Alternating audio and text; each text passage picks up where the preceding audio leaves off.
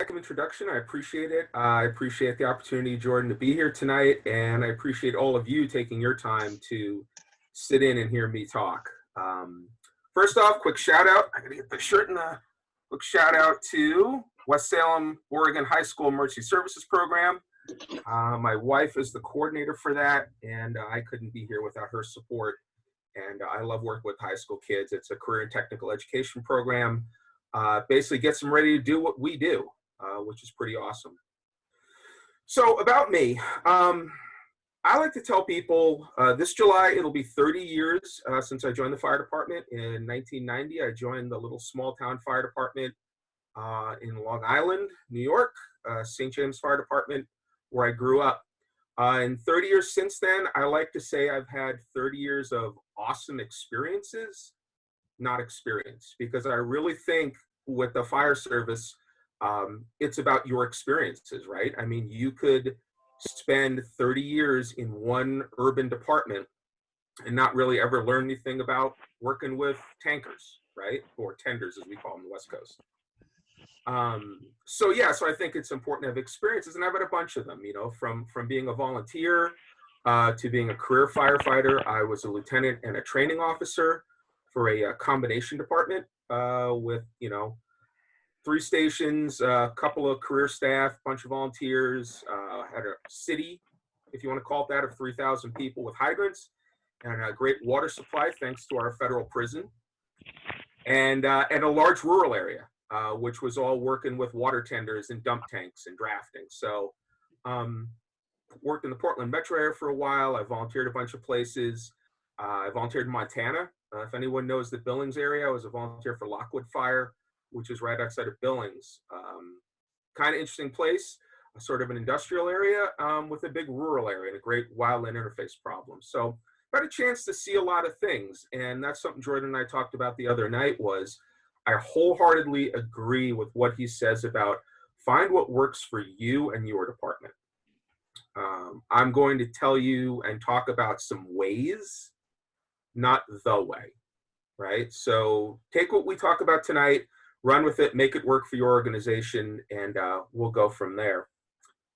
So tonight I'm going to talk about reverse lays and small crews, right? So if anybody knows New York City, the FDNY, all the hose comes off the back. The only thing pre-connected is the front bumper line for trash fires. And when you stretch on a fire, you're actually stretching. You're not pulling. And I know some departments, I like to make sure that when I train new people, if you have some sort of a stretch or bulk bed on your apparatus and you have pre-connects, verbiage matters. So we pull pre-connects, right? And we stretch bulk hose. And I think that's important to help minimize mistakes and mix-ups on the fire ground, especially with our newer people. If you say pull the 2.5 and you have a 2.5 pre-connect and a 2.5 bulk bed, you may have meant pull the bulk bed, stretch the bulk bed, but they wound up pulling the pre-connect. So I think verbiage does matter when we use those terms. But it's not just New York, right? And Jordan and I talked about this the other night. If anybody's ever seen a Los Angeles City engine company, they use bulk hose. So where their pre-connect trays would normally be are 4 trays of about 400 feet each of 1 inch, 1.5 inches, and 1.75 inches. There's a nozzle connected to each one, and on either side of the pump panel below the beds are 3 individually gated discharges. So they pull up, they stretch out of those, depending on what size line they want. And then the pump operator breaks it, connects it. If they want to continue to use that bed, say if they didn't use all of it, he or she will put a new nozzle on and they'll continue to work out of the bed. So, that's out there. I want to get started though and define small crews, because I don't think we can have a discussion about things related to small crews without first really defining what does that mean, right? And I think it's different for everybody. So I'm going to kind of run 3 examples past you, and we're going to discuss them a little bit. But so let's say you have an all-career urban department, right? Kind of big city type department in a small area, right? High population density, Some of the old mill cities, especially like where Jordan is, right, in Ohio, upstate New York. I lived in a town called Geneva on Seneca Lake, super compact city, high population density, small size, but very dense. So let's say we have a department like that, and they have 4 two-person companies and a battalion chief with their own buggy on duty. And all of their stations are within 4 square miles. And when they hit a box, they're all on scene within 5-6 minutes. So is that small crews, right? Yeah, there's 2 people in each rig, but in 6 minutes, they're assembling 9 people on scene. You know, they came on 5 different pieces of apparatus, but they're all on scene at the same time. Is a small crew a rural department, right? You go maybe 200 miles out in the country from that urban department, and you might find a little volunteer fire department that's lucky if they can turn 4 people total on an alarm. So let's say all 4 of them show up on one engine. Is that a small crew, right? So I think it's really relative. So I think when we have these discussions, you can scale this to urban, to rural, suburban, hydrants, no hydrants. We're going to, for the folks that have areas that don't have hydrants, we're going to talk about reverse lays in unhydrated areas. You know, I had a situation, department I worked for many years, combination department. We ran 5 people on duty, generally 3 on an engine and 2 on a medic. We carried turnouts and tools and a water can on the medic. We could get on scene fast with 5 people, but then it was a 10-minute wait for the volunteers to show up. So that's kind of a small crew situation. So like a lot of things in the fire service, I think everything is relative and nothing is easily defined. And after 30 years, one of the things I found with the fire service is people don't like that, right? In the fire service, we really like cut and dry answers. You talk about smooth bores and fog nozzles, right? The great debate, right? Well, there's an in between. I think both of those are good tools for different situations. I think people that try to say you only need a smooth bore or you only need a fog nozzle are a little extreme on each end. So it's challenging. But what I want to get into is, regardless of your crew size, I believe it's all about how you prioritize what you do with those people, right? So when you only have a limited group of people to work with, you really need to think in consecutive actions, not concurrent, which is hard, right? So anybody that's gone through officers training is an officer. You know, right? When you do your 360, you're kind of coming up with your initial incident action plan. You've got all these different things on your mind. You've got your acronyms, right? You know, Lover's U and, you know, Coal was Wealth and all those other different things to try to, you know, think about your actions. But ultimately, you have to ask yourself, do I have enough people to do all of these things at the same time? And for most of us, we don't. I think Los Angeles City Fire, honestly, out of all the departments in the country, probably addresses the concurrent idea best with their task force concept, right? So if anybody knows LA City, they run task forces out of a lot of their stations. It's 2 engines, a truck, 10 people, and there's 2 captains. The senior captain rides the ladder. The junior captain rides the engine, one of the 2 engines. They're pulling up and scene with 10 folks, 2 officers, all at the same time, with 2 pumpers and a ladder truck. You can do a lot concurrently with staffing like that. For the rest of us, it's not going to happen. So what I propose is that when you pull up on a fire and you only have 2, 3, 4, even 5 people, and that's all you're going to have, okay, you really need to start prioritizing tasks. And like Jordan said, yeah, I'm an engine company geek. And so, of course, this is going to be about prioritizing the first line and getting that stretched. But, you know, folks, I think if you're keeping track of all of the stuff that's coming out of NIST and UL, I know they put out a great web series about interpreting the modern fire tech standards and all the studies they did. You're really seeing fast water is where it's at, right? gotta get water in the fire compartment, right? It makes everything better.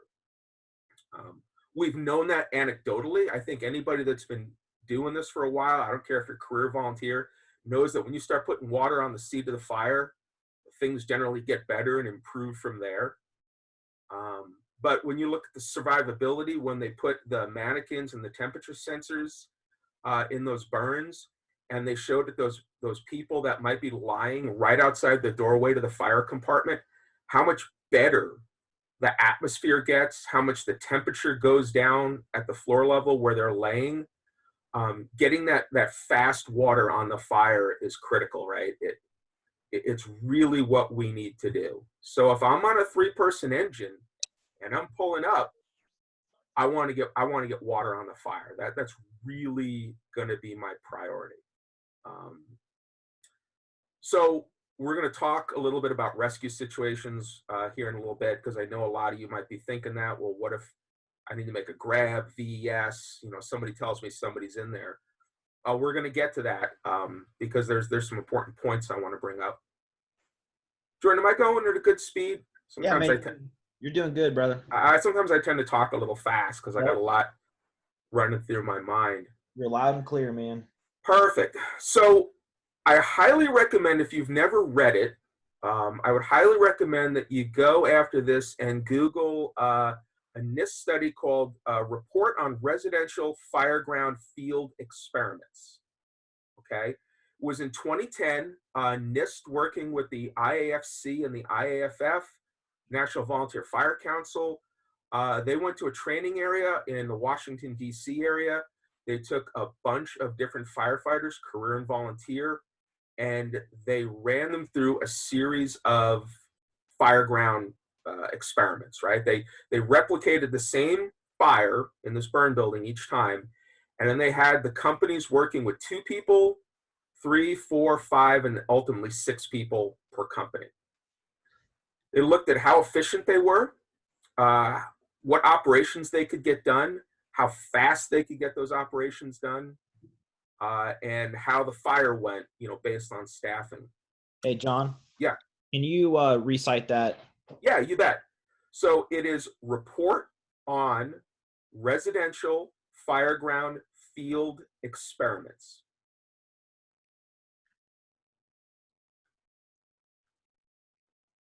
And it's available from NIST. Thanks. One more time, please.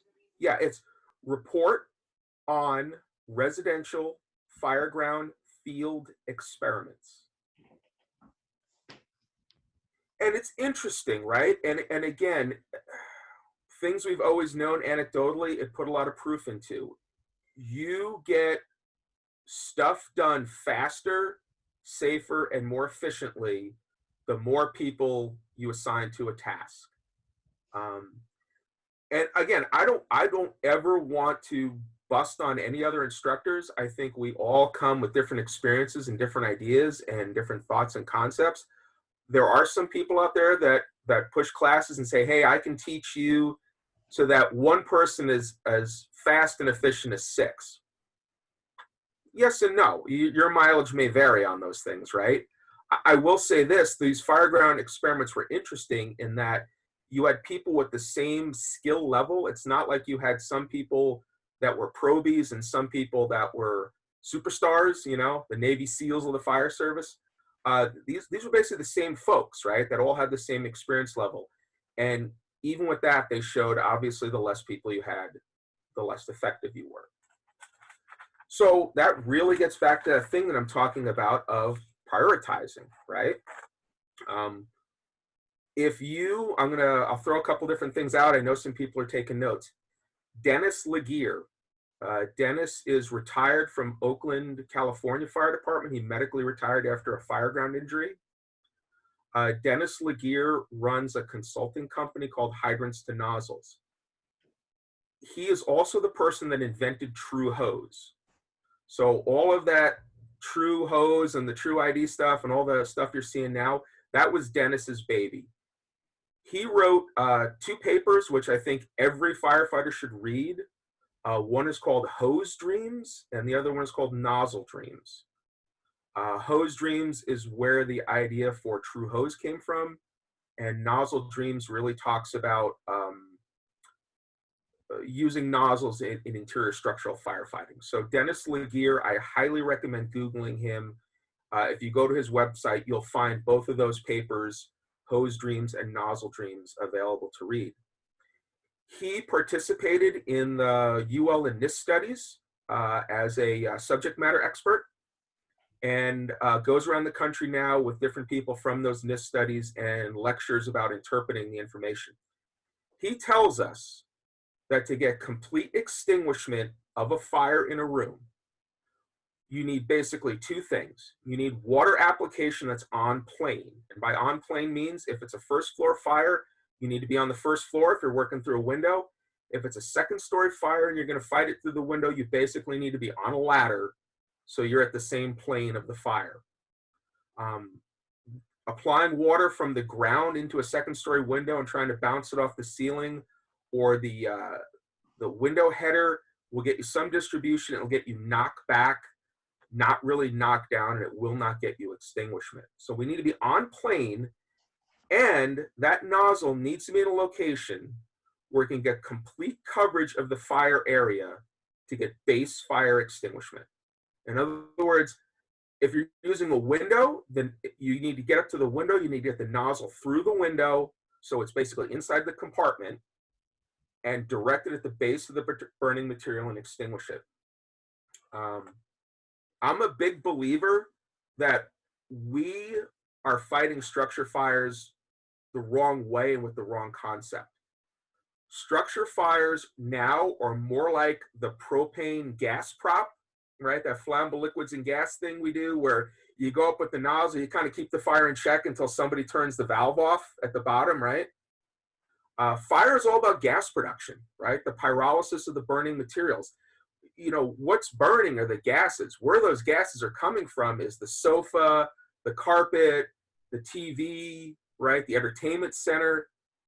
That's the source of the fire. That's the propane tank in a living room fire is the couch and the TV, right? We need to get water on those things and stop that gas production. So we need to get that nozzle in there, right? So we know we need to get that nozzle in the room. We know we need to get water on the base of the fire. We know we need to do it quickly. And we know we need to have the right number of people to do it. And getting back to that staffing, and where this comes back around to this reverse lay thing is that minimum staffing, right? That small crew size. If we only have 3 people, we really should be all in on that first hose line. Get it in there, get the fire extinguished, make things better, improve the environment for them, and improve the environment for us. I want to slow myself down a little bit. So, what am I telling you? Well, I'm telling you that if you pull up at a house fire with 3 people, you should put those 3 people on getting the first line stretched and operating on the seat of the fire. So what about the buts? Because I know some of you are thinking. So I'm going to kind of address some of these things. So what about imminent rescues? So in Oregon, 2 in 2 out is mandated by Oregon OSHA. It is a law, right? Fire departments in Oregon can be fined by Oregon OSHA for conducting interior structural firefighting without 2 in 2 out in place. OSHA gives us an exemption to that in what they call the imminent rescue rule. An imminent rescue says if you pull up with less than 4 people and you have a known or obvious rescue, you can go inside with less than 4 people on scene and without a 2-out team. But what is an imminent rescue? And in our case, when I say to you, you pull up with 3 people on your engine and a person meets you outside and says, my husband's in the house. He went back in for the cat. He hasn't come out. I was talking to Jordan. You know, I live in a 1,500 square foot 2-story house. I know people that live in 3,000 square foot houses. I know people that live in 5,000 square foot houses. When somebody says my husband went back in a 5,000 square foot house, where could he be? He could be anywhere, right? So, you know, how hard is it to search that under good conditions? how hard is it to search it where you say, hey, we're going to take a water can and two of us are going to go in and try to knock that thing down from the window to your engineer, right? Keokuk, I know I'm pronouncing it improperly, Keokuk, Iowa. If you've never read the NIOSH report on that, that's one where a number of firefighters died. They basically showed up. There were kids trapped inside. They went in without a hose line attempting to make rescues, and ultimately the structure flashed over with them inside. I believe it killed 4 of them.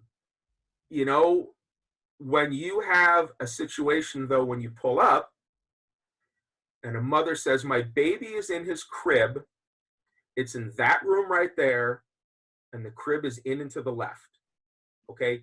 That is what I call a obvious rescue, right? That's one where I can say, you know what, it's a baby. He hasn't climbed out of the crib, he hasn't crawled away, he hasn't gone mobile in the house, right? That to me is an easy VEIS, right? Take the window, go in, land on the kid. Grandma's in a hospital bed in the living room. She's an invalid. Boom, man, right? Go to that slider, take the slider. I had a rescue many years ago. The department that I was a training officer for, I was assigned to the medic that day. It was a week before Christmas, 5 a.m. house fire. Came in as confirmed occupant trapped. I was responding from in town, had about a 6-minute response time. Well, fortunately, across the street from the house, catty corner across the street from the house was on fire, was one of our volunteer rural substations. That engine rolled with a non-interior engineer and a lieutenant who was interior qualified, the 2 of them. They pulled up. Yep.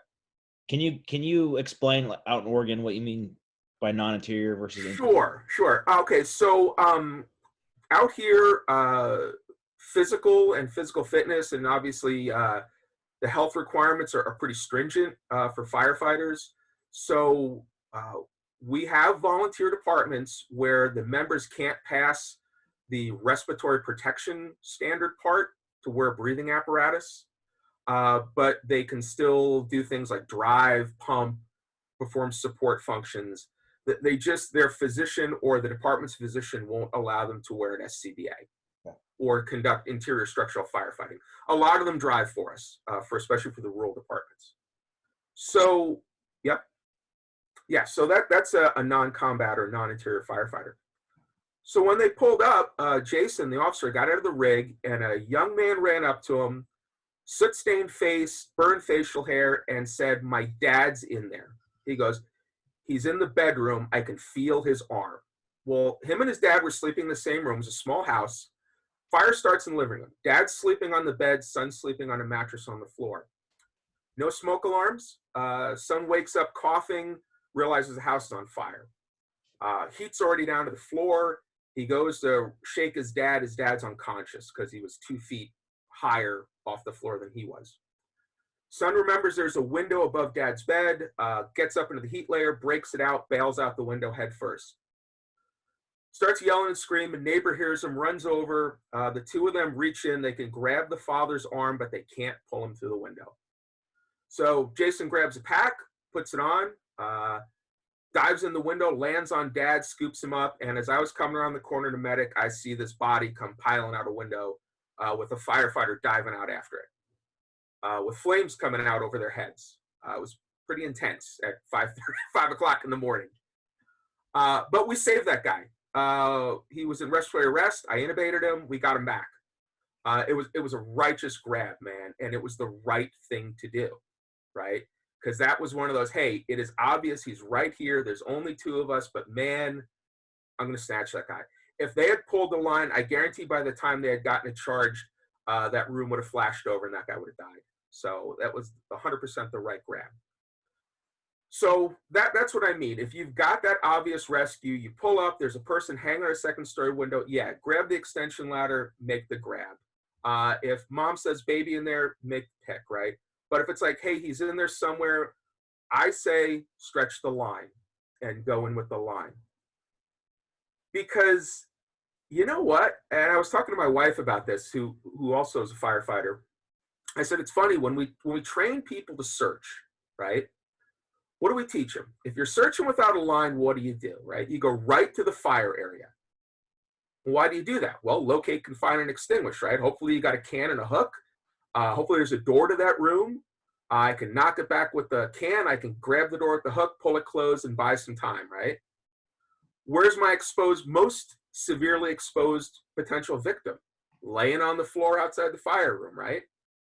Where am I most in danger with a hose line? Next to the fire room. So I go right to the fire room, try to confine it, and I search back towards safety, right? Basic search without a line practices. Well, if we say the person most in danger is laying outside the entrance to the fire room, if we don't know where the person is, my money is, let's take the line, right? Let's stretch right to the fire room. Let's start knocking the fire down, and I can always peel people off to search back, right? But I'm a lot better off holding that doorway with a charged 1 3/4 flowing water than I am with a water can. So that's really my belief on if I have that choice. Again, your mileage may vary. And Jordan and I talked about this, and you're going to hear me bring this up a couple times tonight. I'm going to give you ways and ideas of ways. I am not going to tell you the way. You know, this is all about different ideas and different things to run through your head, right? RIT, Mike Snodgrass, the guy that put on the Worst Fire Conference. So Michael Snodgrass, write this one down because I want you to look at this one. Michael Snodgrass, Snodgrass. He does something called Fire X Talks, FIREXTALKS. If you go to YouTube, look up Fire X Talks. It's all one word. He has a presentation on there. It's just like TED Talks. They're 20 minutes. He has a presentation on there called 10,000 Maydays. Mike runs something called the Randy Carpenter Safety and Survival School. It's named after a Coos Bay, Oregon firefighter who died along with 2 other guys in a commercial fire in Coos Bay, Oregon many years ago. 10,000 Maydays. Mike goes around the country with probably the best RIT instructors in the country right now, and they teach nothing but RIT. It is multiple days of hands-on RIT.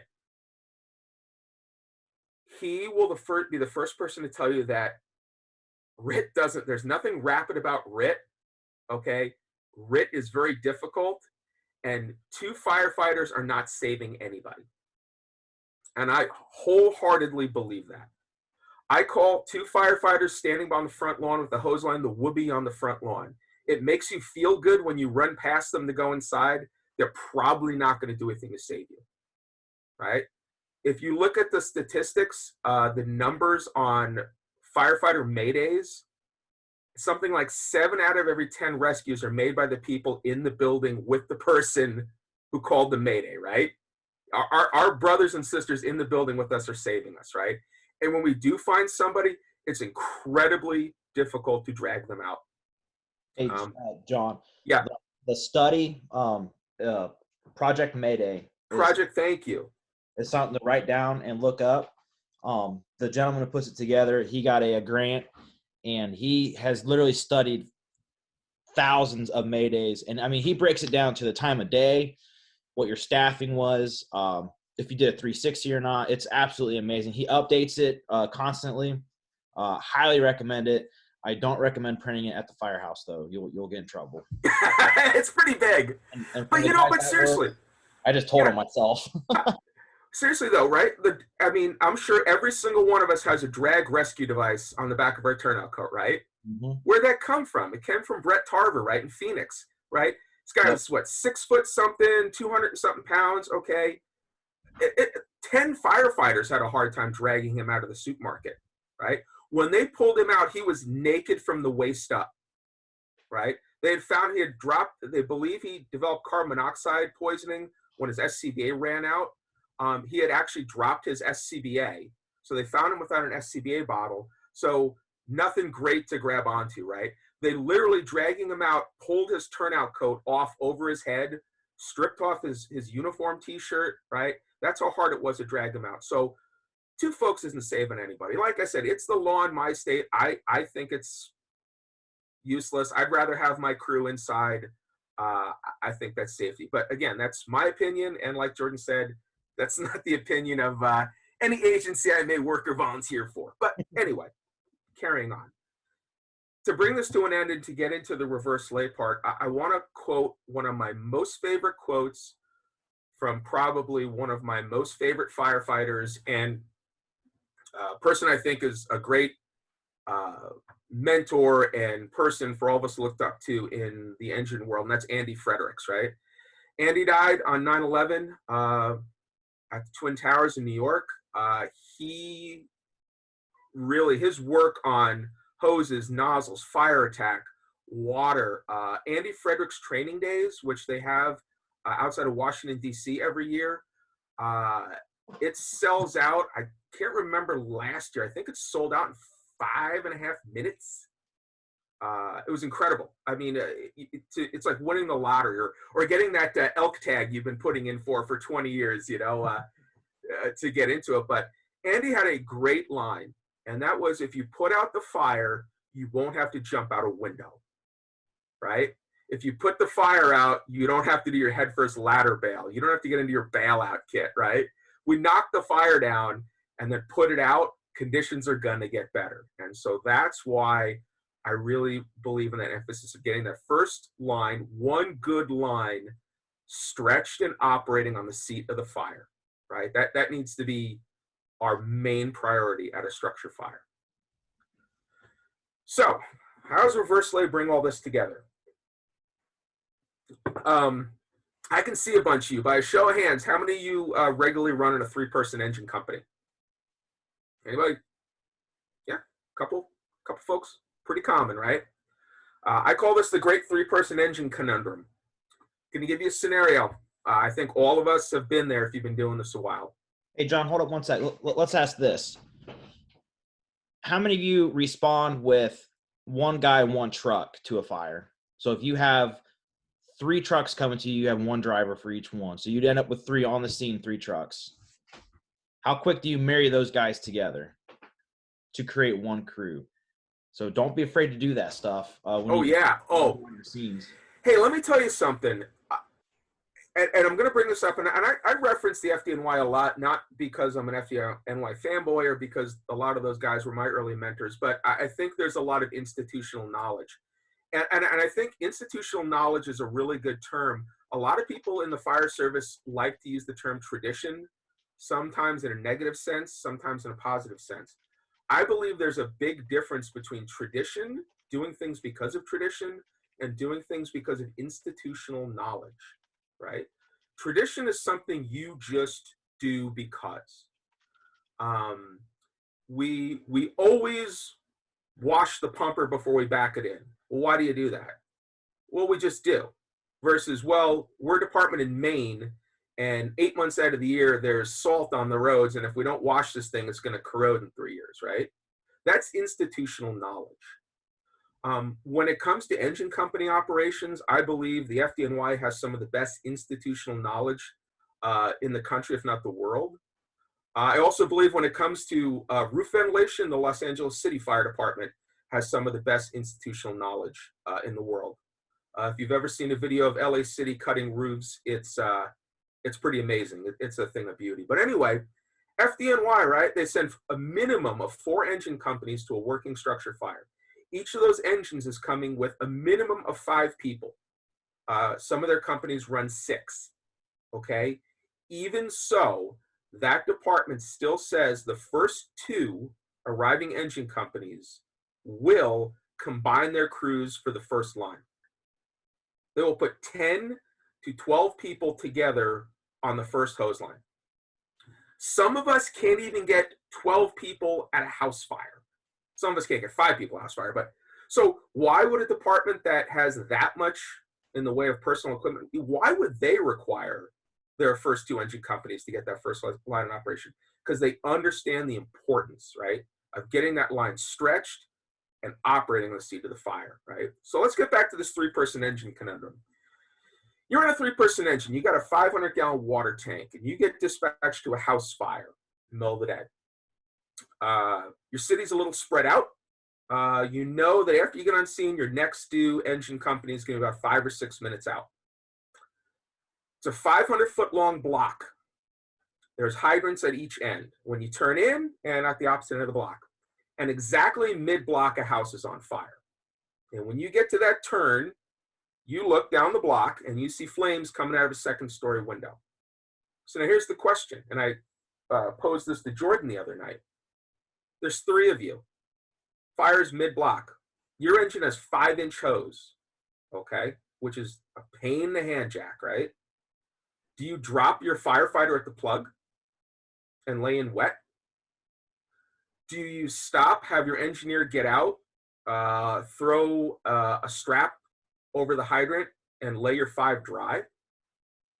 And by the way, if you regularly lay in dry, so if you have a strap that you keep on your supply line in a hydrant bag or bundle or whatever, if you lay dry, I highly recommend trying, instead of having your firefighter who's wearing an SCBA, carrying a bunch of stuff, instead of having them try to unbuckle, climb out of the back of the pumper, I highly recommend try it with your AO, your apparatus operator.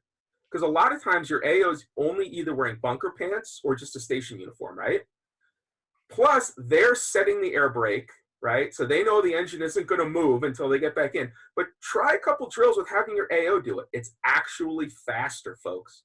It's actually faster if you're going to lay and dry like that, to have your AO, put it in neutral, set the air brake, hop out, throw the strap over the hydrant, and get back in.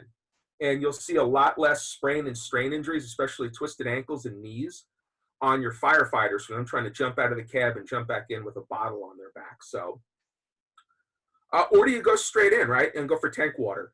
And you figure, well, I got 500 gallons, you know, it's going to be close. Hopefully I'll still have water when the second due comes in. Because I don't know about you guys, but I don't like hand jacking 5-inch more than 100 feet. It's a pain. I can do it. I think really with 5-inch, the maximum you can realistically hand jack straight back is about 200 feet. Stretching hose to the front, man, right? And Jordan and I talked the other night, right? Chicago with their 200 feet of 4-inch on the front bumper. Man, I think that's brilliant, right? If you got the hydrant spacing for it, I think that's such a brilliant idea. So you can stretch forward, you can stretch back. But anyway. Hey, everybody in this group, in the chat section, I want you to type in how much water you have on your first due unit on a fire. How much tank water you bring with you. Yeah, which tank water? Because you know what? Some people have pumper tankers, right? Pumper tenders, man. You got 2,500, 2,000 gallons in a pumper tanker. Boy, you're set, man. You could fight fire all day with that sucker. So yeah, that's the challenge, right? Do you go straight in? Do you drop? Do you? I think it's a problem because you're sort of screwed either way, right? You're screwed if you drop your firefighter because now when you pull up, it's just 2 of you, and you got to wait for him or her to come running up. You're screwed if you lay dry because at some point your engineer is going to have to run back up the block and make the connection, or you're going to run out of tank water, right? I think that's a problem. So to me, this is where the reverse lay really comes in. This is where it really shows its advantages, right? If I have some sort of a bulk or stretch bed, you know, on the back of my pumper that has, I like the bulk bed that is somewhere between 200 to 300 feet of 1 3/4 with a nozzle, a bell reducer, although a flat plate reducer works fine. Although I'm going to reach down here for a second. Jordan saw this at the Worst Fire Conference. I'm not plugging any one particular company, but this, I'm going to get it in front of my light here. This sucker, there you go. This is a swivel reducer, right? It is not pretty. It's an ugly thing. It's big, it's kind of heavy. You know what? One company, which remained nameless, their really sweet swivel reducer is $160. That's $60, right? It's not pretty, but it works. But hey, you know what? A plate reducer works if that's all you got. Fill that 200 or 300 feet of 1 3/4 out with like 500 feet of 2.5, okay? And that's a great bed. You can do a lot with that. One of the things I like to remind people about stretch or bulk beds is they're not just to go long. A bulk bed can be great. I worked in a coastal community for a while here on the Oregon coast, little bungalow houses, right? Like literally right on the curb. You could cover the whole structure with 50 feet of hose coming off your pump. I mean, literally 50 feet of hose off your pump panel. Our 200-foot pre-connects were way too much hose for stretching on those. A bulk bed is great if you have to go short. Car fires behind the pumper, bungalow houses, something where you only need 100 feet of hose, a stretch bed's great go-to. But anyway, you know, I say if you have that stretch bed on the back of your pumper, in that scenario we talked about, you can pull up and go straight in, pull right up in front of the house, right? So you stop in front of that house. Now, two things are going to happen. One thing is the officer is going to say, stand fast. Okay, I like that term. It's a New York City term. If I tell, and I teach all of my probies, okay, there's a term I'm going to use, and that term is stand fast. If I tell you to stand fast, okay, that means I want you to go to a specific place and stay there and be ready for an order, right? So if I tell you to stand fast at the pre-connect, okay, I want you to stand there. I want you to check your gear, make sure your bottle's on, do all your stuff, right? Make sure that hose is ready to go, and then wait for me, okay? Don't go anywhere. Don't do anything. You just wait there for an order. So that officer's going to tell his crew to stand fast. And what's going to happen is the AO is going to stay in the driver's seat, and that firefighter is going to get out and stand next to the engine. The officer's going to go do their 360, their hot lap, whatever term your department uses for it, and they're going to come back around. And in that time, okay, I'm going to have a pretty good idea of what's going on and whether or not I have an immediate rescue, right? That mom's going to run up to me, the wife, the husband, the son. I'm going to see a person hanging out a window on the Charlie or side 3, right? Neighbor's going to tell me something, right? So I'm going to come back and I'm going to know, do I need an extension ladder, right? Because when I talk to people about reverse lays, a lot of times they say, well, the problem is the pumper's down the block, right? Now my ladders are gone. My tools are gone. Okay. But you know what? If I have the pumper wait for a second in front of the fire building, I'm going to have a pretty good idea what I need.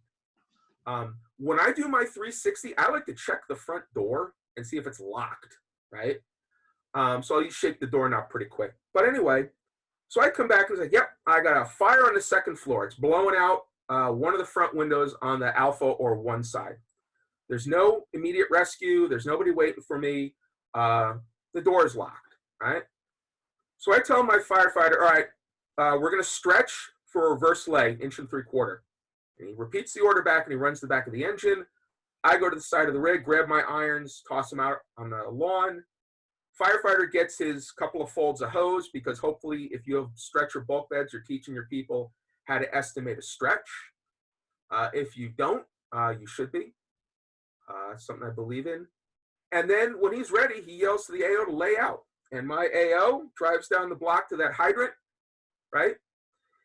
And here's the key, folks, and here's the critical part. If you're the engineer and you're doing this scenario with a reverse lay, when you stop at the hydrant, the first thing you should do, after you obviously set the air brake and engage the pump and all that good stuff, and drop your wheel chock, go around to the back of the engine, break that line, put it on a discharge, and give them tank water when they call for it.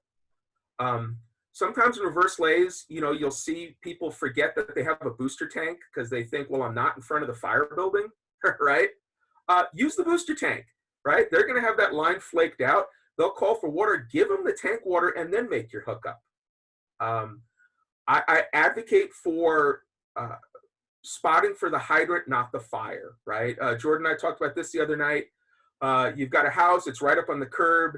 You know you only need 100 feet from the curb line to cover the whole structure, and there's a hydrant 75 feet in front of you and caddy corner across the road. Park on the hydrant, right? You got a 200-foot pre-connect. It's a lot easier for the firefighter to stretch the pre-connect across the street and then to the house than for your apparatus operator to hand jack 5-inch 75 feet in front of the engine, right? So spot for the hydrant. Make your AO's back last longer. God knows I have bad enough knees from being a pump operator. But anyway, give them the tank water and then make your hookup. So what's nice about this is I have my officer and my firefighter in front of the building. I have my water supply, and we're ready to go. Now, when my next due company comes in, if you're okay with one line, then they can come straight into the scene, put their whole crew, right? A lot of times that second engine, we put them on water supply, and they get delayed coming in because they drop their firefighter, take the plug, then they lay up, right? If you think about it, if your department says, we're going to have the first engine go into the scene and do tank water, and the second engine do water supply. In that situation, when that second engine stops at the hydrant, drops a firefighter, and drives up, and then their AO goes to the back of their engine to break their line to connect to your engine, out of the 6 people, saying you're running with 3-person engine companies, out of the 6 people you have at the fire ground at that time, 3 of them are working on making a hydrant connection. You have 50% of your force, your limited force, right, on scene making a hydrant connection. With that reverse lay, I only need 1 person to do it. And that's the engineer, right, who's normally not going in anyway. The other thing that I really like with the reverse lay is what I call the heavy reverse. And in that situation, it'd be exactly like, and Jordan was telling me their second due a lot of times is a quint, right? A 75-foot quint. And with 75s, we know they really, really need to be close to the building, right? That extra 25 feet of ladder means a lot, a lot of time. So we want that quint to get the front of the building, right? So in that case, I'll order a heavy reverse. And what that happens is when the firefighter's grabbing that hose as the officer, I'm grabbing the strap on my 5-inch. So when that engine lays down to the hydrant, I've dropped a 5-inch line and I've dropped my attack line. So now I get on the radio and I say, Quint 1, I want you to come straight in and your supply line is waiting for you in front of the building. This works really well commercial fires, where let's say you're stretching a 2.5, right? Let's say you got a good working strip mall fire. You want your aerial device to get the front of the building, right? That pumper comes in, we stretch 2.5 from our bulk bed. The engine lays out, leaving the 5-inch. And when that truck gets there, they hook right up and go into operation. It's really effective. And we know, right, pumpers are most effective when they're on the hydrant. So if I get a big fire, big water situation, right, like a commercial fire, a strip mall, having that pumper on the hydrant, base pumping back to the quint is a lot more efficient than the quint, on the end of 300 feet of a straight leg off hydrant pressure. So kind of something that I really like, having that. And Jordan, I'm watching the time. I know we're going close to long. You're good, man. All right. So one of the things I wanted to bring up before we get to the rural folks and then we wrap it up is anybody run a 2-piece engine company? So basically an engine that has 2 apparatus assigned to it. I didn't think so. Okay. They used to be incredibly common, right? So even up until like the 60s and 70s, there were still departments that would run like an engine and a wagon, right? The wagon was basically a hose wagon. Some departments, the wagon was a pumper. But basically 2 pumpers, right, with a bunch of folks. 1 pumper would take the hydrant. The wagon would lay into the fire, the pumper would pump it. But basically you had 2 companies together. So I kind of came up with a term I call the modern 2-piece engine company. And the modern 2-piece engine is what a lot of us deal with today. And that's a house that has an engine with 3 people and a medic with 2, right? And you guys, if you want, put up there, do you generally run a house like that where you have an engine and a medic? I know, Jordan, you said you guys do. Yeah, so our staffing at American Township, when we're at full, is 8 guys a shift, 5 at Station 1 and 3 at Station 2. Depending on where the call is, dictates what apparatus we're taking. Obviously, if it's an in hydrant, the 3 guys at Station 2 pile in the ladder, and then they respond out. So you have a 3-man ladder company, essentially. It's a quint. Most of the time, it's acting as the engine if it's first due. And then Station 1, we staff that with the 5 guys. You'll have, if we're at full staffing, you'll have 3 on the engine and 1 driving the medic. and then the battalion chief's taking his buggy out to the fire. And then if we're at 7, we lose that third guy on the engine. It's a 2-man engine then. And then if it's out in the country, we got to take the tanker out with us as well. So we're playing basically hopscotch. And that's pretty common in our area of Ohio to do, is play hopscotch on what trucks you're taking. And then you got to throw this in the mix. Your medics are out on calls. You lose. And there's some guys from work that are watching. We had a small hotel fire I parked about 6 miles away from. First dude with the ladder, and I was telling you about that fire too. Yeah. So you might have one guy showing up on a fire. And I think that's pretty common here in Ohio. I know I got a lot of Ohio people watching. Those are the things, the right line and the right place, all that comes into play with your staffing. Your staffing, it dictates a lot on what you can and can't do. It does. But, I'm going to tell you, brothers and sisters, I'm a firm believer, if you run a house where the engine and medic run together to fires, okay, that's one company to me. Those 4 or 5 people, we should think of them as one company. For chiefs that may be watching, or anybody that may be an incident commander, resist the urge in those first couple minutes to tell your medic crew to play RIT or 2 out, okay? I've said this before to people. I don't need 2 out if I haven't gone in the damn building yet, right?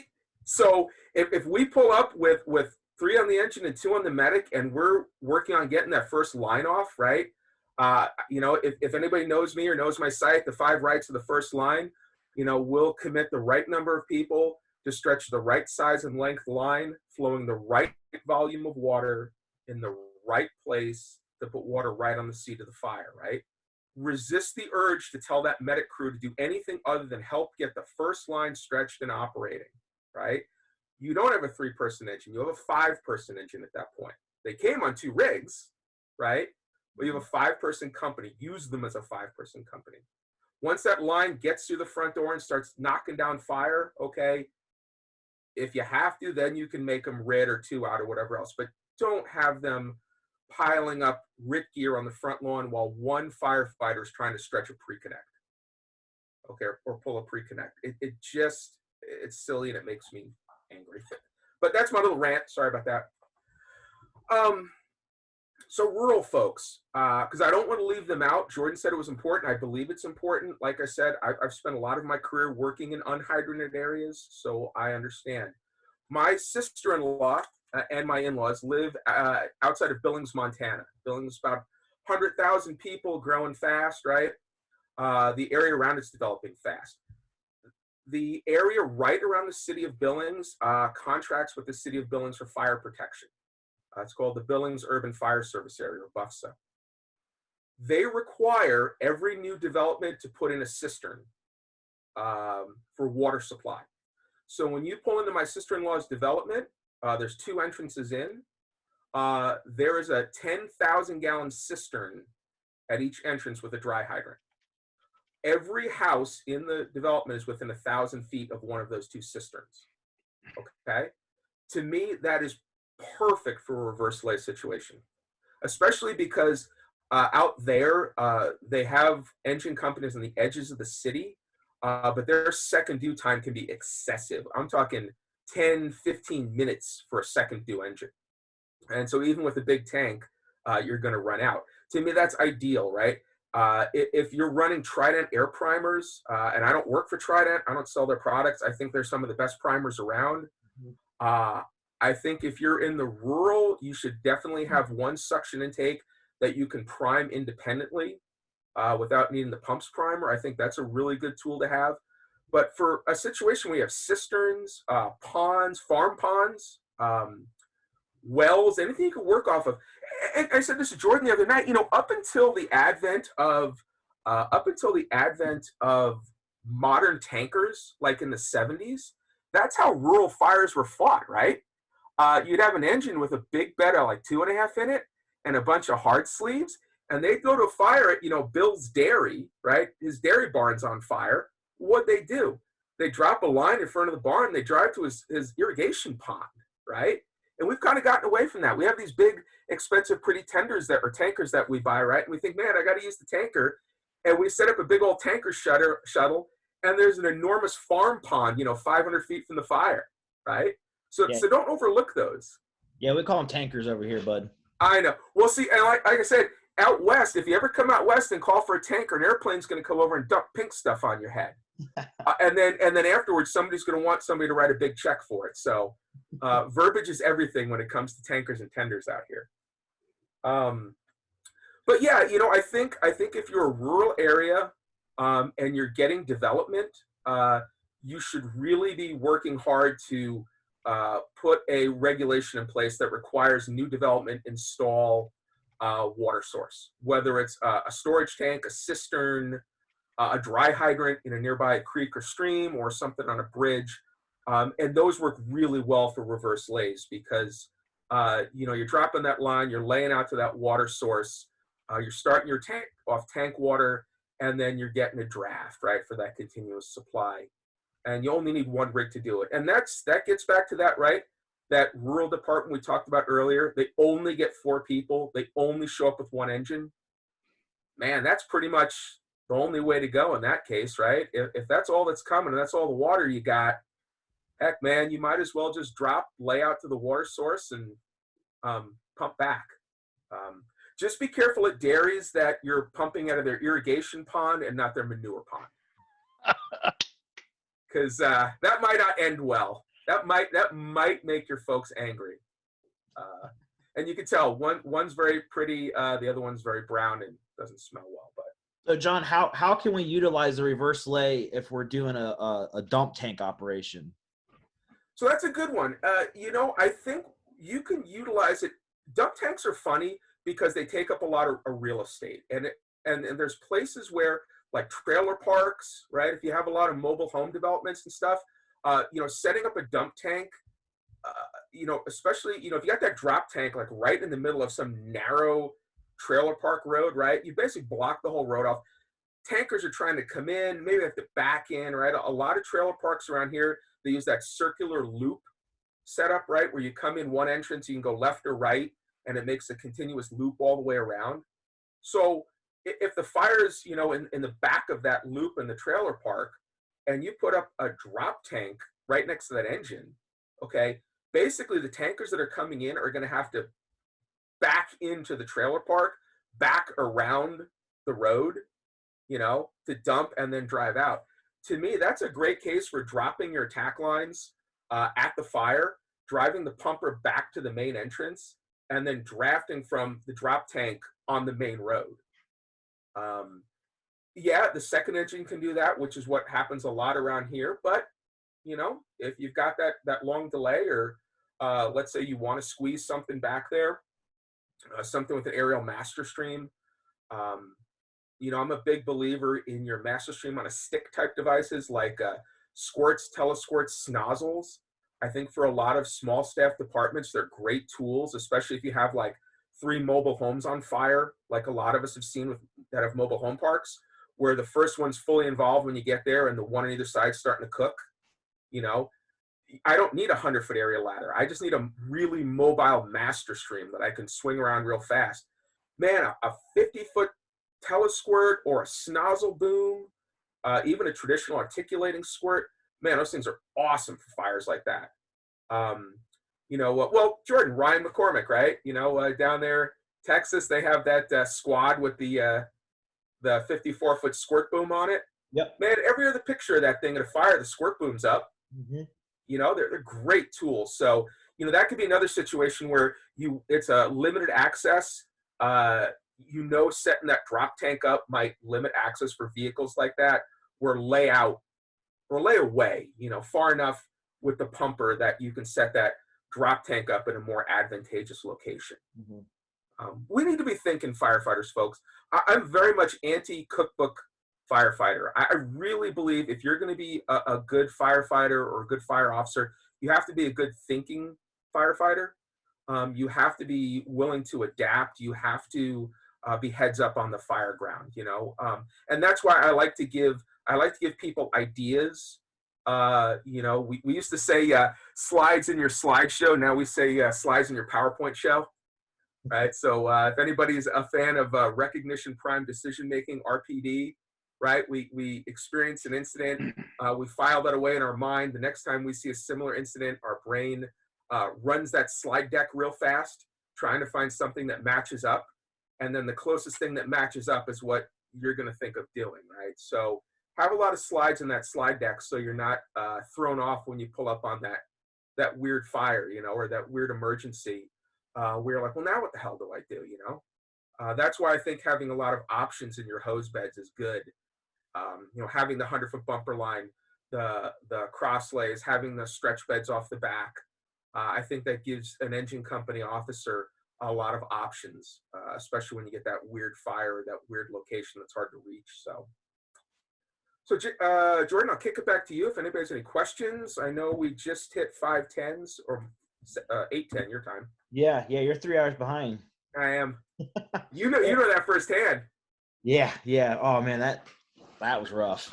I slept for 12 hours that first night. That was bad. Does anybody have any questions or comments, concerns on the stuff that John's talked about? Talk about your engines. What are some scenarios you guys have ran into, or what are you trained on to help with short staffing, getting the first line in place? And call me out. That's the other thing, folks. I think any instructor, I know we've gotten to a point today where people, feel like they're, hurt or harmed in some way if somebody, disagrees with them. But I'm an instructor that believes if I'm going to put myself out here and teach to people and stuff, that I need to be able to hear other people's opinions and point of views. And if you think something I said is BS, I honestly, from the heart, I want to hear it because I want to learn too. I'm a student of the job. I'm only in this position because I learned from a lot better firefighters than myself. Firefighters that I could only hope to ever be a tenth of. So if you got some constructive criticism, or you're like, hey, I was in this situation and that didn't go that way, I really would like to hear it. So, quiet bunch. Boy, you Ohioans are so polite, Jordan. Yeah. John, can you post your contact info in the chat board? Yeah, you bet. Let me move my little thing here. Yeah, so if you're on Facebook, the first line, that's my site. I got to admit, I haven't been updating it as much as I should be lately, but it's pretty great. And here's my email contact information.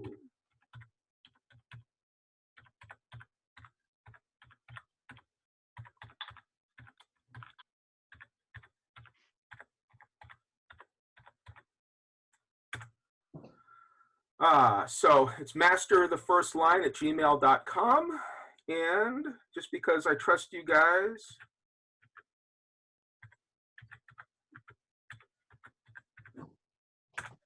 there's my phone number. That's my cell phone. Call me anytime. Please call me. I'm lonely. Locked in. But if you have questions, I try to teach at conferences. Like I said, I had a blast with Jordan at the worst. I can't wait to do it again. I like to work with people on helping set up engines. I'm available for training to come out. I'd love to visit Ohio again. The only part of Ohio I've ever been through was Cleveland. And I hope that isn't representative of your fair state.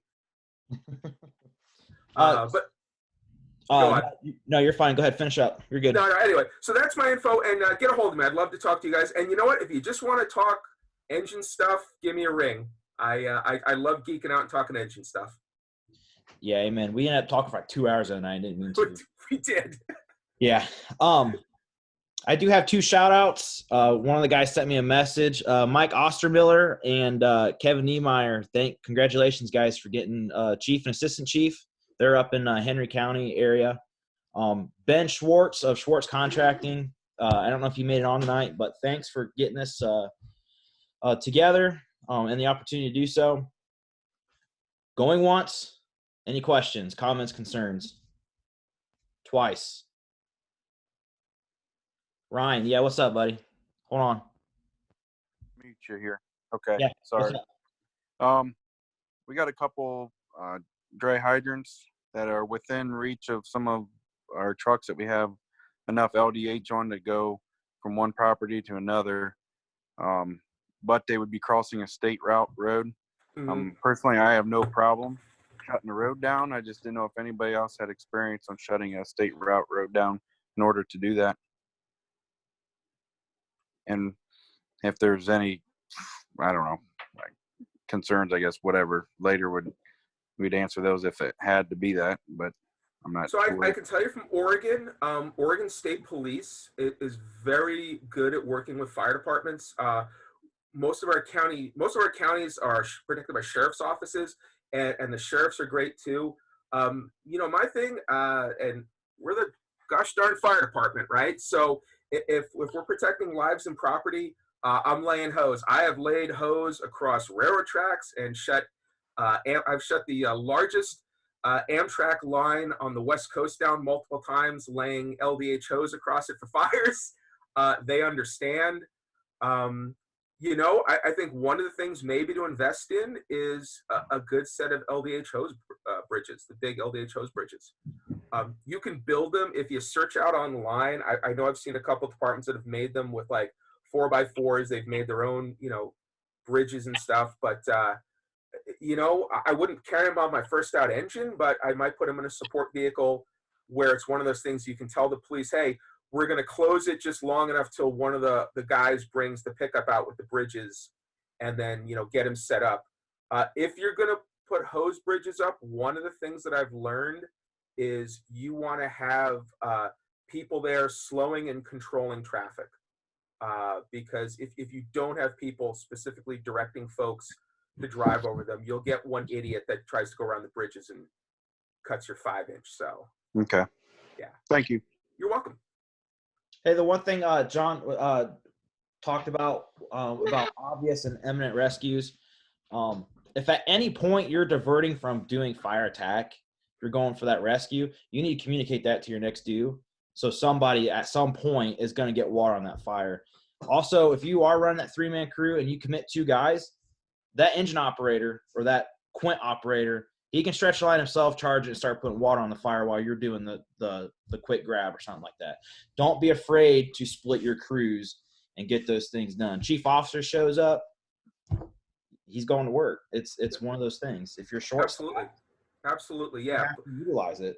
You have to have work. When you have small crews, you have to have working drivers. Your AOs, your engineers, your chauffeurs, whatever you call them, they have to work, man. You can't show up with a 3-person engine and have your driver standing there in a station uniform or jeans and a t-shirt. They gotta dress and work. It's just what we need to do. So. And, hey, I had a great time, Jordan. I hope everybody enjoyed this. I hope you guys took some things away. The big thing is take it back to your department and try it. Drill with it. Run with it. Talk to your folks. Make sure it's going to work for you. Excuse me. And drill on it. Any changes you make, especially something as big as that, make sure you drill the heck out of it before you do it, okay? Yes. Hey, guys, thank you for your time. I really appreciate it. I'm going to work on getting these CEs issued out. If you were streaming it to your organization, like I said, be fair. Write down everybody's name that was there, and then email it to me, text it to me, whatever, and I'll get all those fired off. Give me a couple days to get it done, though. John, thanks, man. I appreciate you. You're welcome, my brother. Anytime. Yes. Everybody stay safe. Avoid the COVID, and wash your hands. Wash your hands. All right. Have a good one, guys. Yep. See ya.